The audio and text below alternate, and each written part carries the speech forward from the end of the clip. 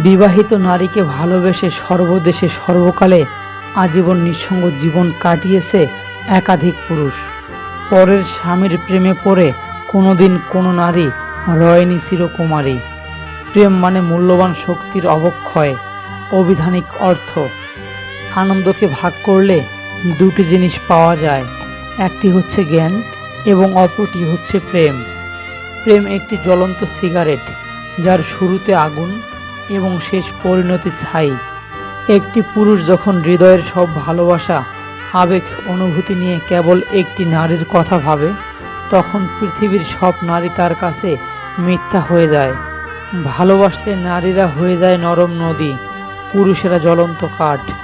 আপনি যদি একজন অসুন্দর মহিলাকে বিয়ে করেন তাহলে সে আপনার হবে, আর যদি একজন সুন্দরীকে বিয়ে করেন তবে আপনি তার হবেন।